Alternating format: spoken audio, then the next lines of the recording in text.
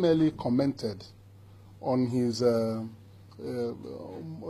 moving against his current deputy governor to get him impeached.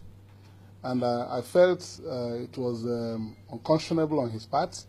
You know, it was morally wrong because Okorocha passed through me to become governor. I was national chairman of ABGA in 2011 when he contested for this office. And I knew the road to the Douglas house in Owerri. You know, it was a very difficult road we passed through. As national chairman of the party, then the deputy governor is wanting to impeach that I spoke against was his chief of staff. They had been together for about 20 years before he contested that election. And during the time we were campaigning in Owerri, in IMO State, I was there myself.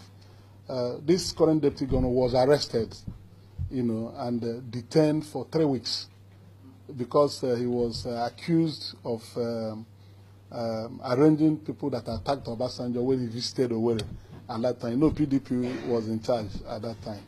You know, I had to do a series of press conferences taken on the Inspector General of Police then to get the Madumere released.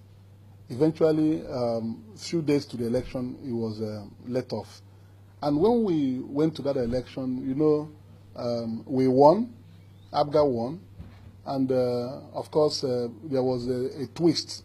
The election was not declared, the result was not declared for the simple reason that they didn't want ABGA and Okorocha to take the victory. We had to go into very strenuous advocacy. I was on television all the time, and I had to come to INEC with Senator Chris Anyanwu and Chief Martin Abaso to make a presentation at INEC that led to the cancellation of election in Ohajeboma local government, Uguta local government, a repeat for Mbitolu local government where the twist happened, and then Ngokpala where election never took place. It was after that presentation that INEC ordered a supplementary election. We had a 46,000 lead after those cancellations, and a rerun, a supplementary election, was scheduled. Okorocha refused to take part in the supplementary poll. Instead, he headed to the Federal High Court, Abuja, to stop the election from taking place. I moved my people to IMO State with myself. It was at that place that I insisted that ABGA was going to take part in the supplementary election, because that was the only way we could get that victory finally achieved. He did not see it himself, who is governor today. He didn't see it. He opposed the supplementary poll. He was in court.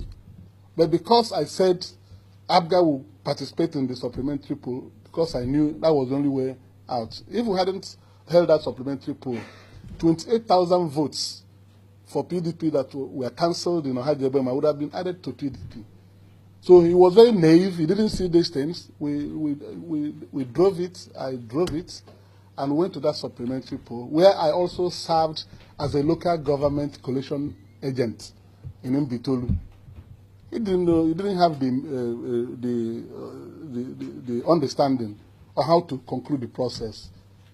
We were there, and because Mbitolu was the most problematic local government, I had to go there with a tag like this, and stayed overnight and ensured that we came out with the result that gave us final victory, apart from winning other places. So it was very heartrending for me to see some of the things he did. And again, before he emerged as a candidate, there was an agreement. I was a witness to the agreement he signed with Chief Martin Abaso. I still have the original copy with me, where Okorocha dictated the terms of that agreement. He considered the leadership of the party to Chief Abaso, and they also said Abaso should nominate the deputy. Abaso now nominated his younger brother, Jude Abaso, as deputy. We went to the election. As soon as we won, he changed the whole thing. You see, and along the line in 2013, he impeached that Jude Abaso, who came in as the deputy governor. On the agreement, he dictated the terms. He didn't honor the agreement, you know. Along the line, he left ABGA and went away. Leaving ABGA wasn't the greater problem.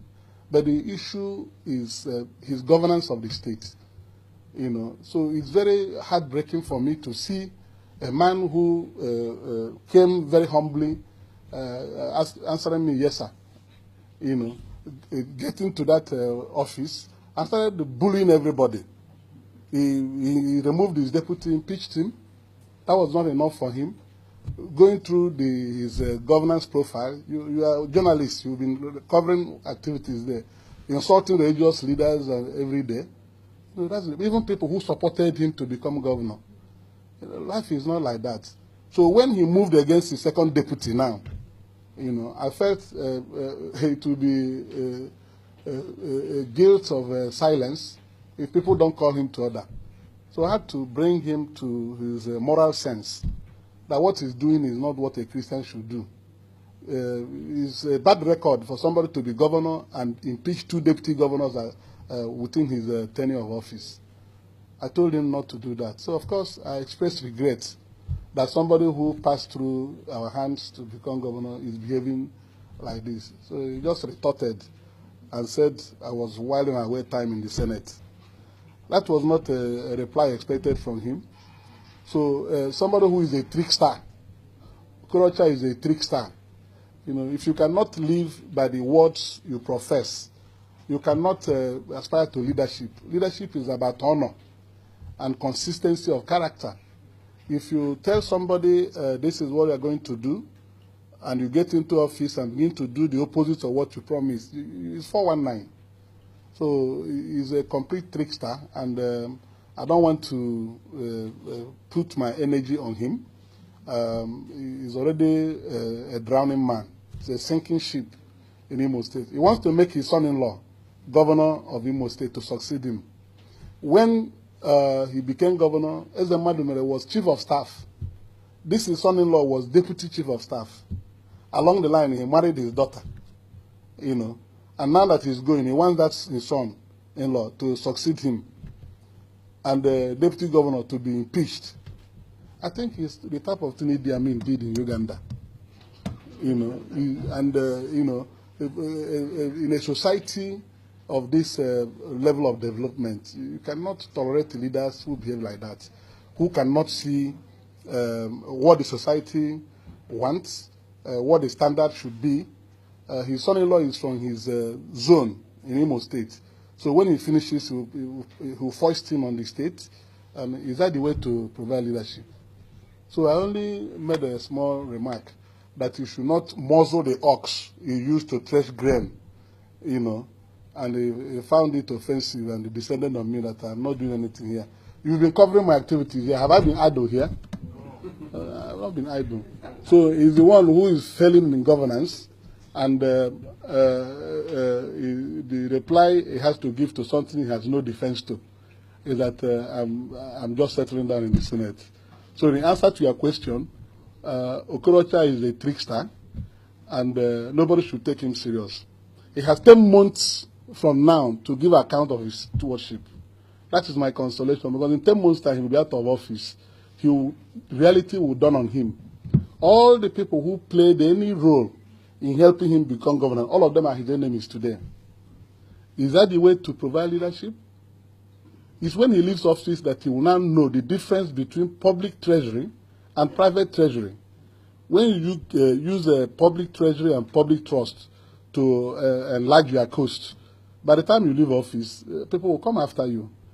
And being reckless, those who served him over the years, they are the people he's annihilating today. They are the people who will help investigations when the time comes.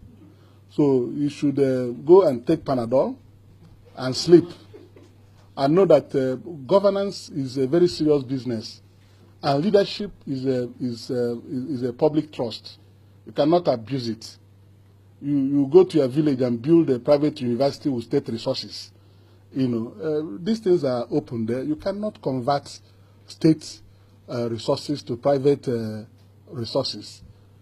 It was last year he appointed his his sister, blood sister, sibling, Commissioner for Happiness, and people who are writing it. Any person who is serious, is that the type of intervention?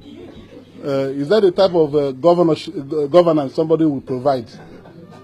Even Mandela himself, seeing such thing will be crying in his grave. The type of leaders we have produced in Africa, where you will come and play to the gallery with the plight of your people, with abandoned projects littered everywhere. Go to IMO State and see what is going on there.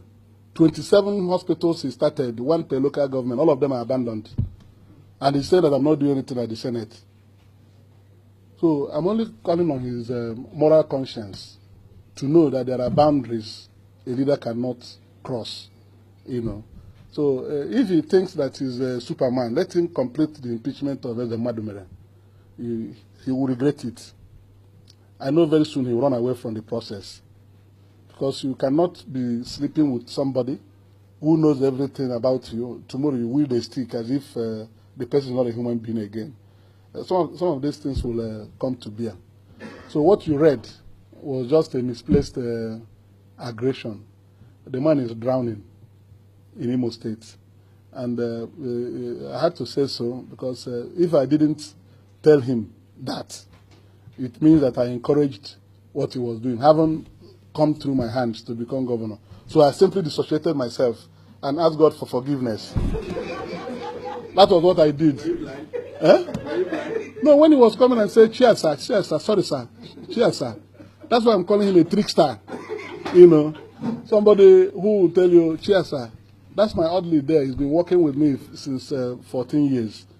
He was always saying him, cheers, sir, yes, sir, yes, sir. You know, so now, he has become governor and everybody is a fool. That's what I'm saying. So a leader should be humble in ascending office. If you get into office, the office should not get into your head. You should become the normal person. If he was calling me Chiasa before he became governor, there's no reason why he can make this type of statement to me because I was the person who was in a position determining his fate at that time at no cost. Because he promised that he was going to make IMO State Eldorado. And that he was a very great philanthropist, training children of poor people, you know. So is he not obtaining by false pretense? So we thought we were moving together. And as soon as he got in there, he became a tiger. He became a tiger, and even Chiasa disappeared, you know. All those things. So I had to sincerely speak out against his activities in order not to make him a model of somebody who can be governor. You know, he's a failed governor. I'm so sorry about that. ABGA, the party that I led for 10 years as chairman, has run the government of Anambra State for 12 years now. Is on the 13th year. If you go there, you see how the manifesto of the party had been used by the former governor and the current governor to develop that state. The place is very peaceful, working, doing everything to bring in international foreign partners to aid development. You go to IMO State, what you see, a tower, Akachi Tower. It's 10 months to go now. And when he came, he said he will make Okiwe will look like London, then Olu will be like New York, and Owerri will be like Washington, D.C. Has he done that? So I'm sorry. You know, when you want to seek opportunity to lead the people, you must be organized. And when God gives you that opportunity, you must be humble with that. So what he's doing is that he's bullying people. I don't like it. And I called him to order. I'm in a position to come to order. As my younger brother, I'm older than him. Incidentally, I'm older than him. So I'm in a position to advise him. And knowing that I have so much to talk about, I'm in a position to call him to order. Those agreements that I have, he knows I have them with his signature. If he talks again in the next 1 week, I will publish some of them, so that he will know that 419 cannot be used to get to leadership. It's something that out of the plight of the people you live with, you feel things are not working well, and you offer yourself to be part of the solution, correction. You come out, not to use trick to take power, and then leave your people despondent. That's what he has done in IMO State. So it's a very sad commentary. Thank you.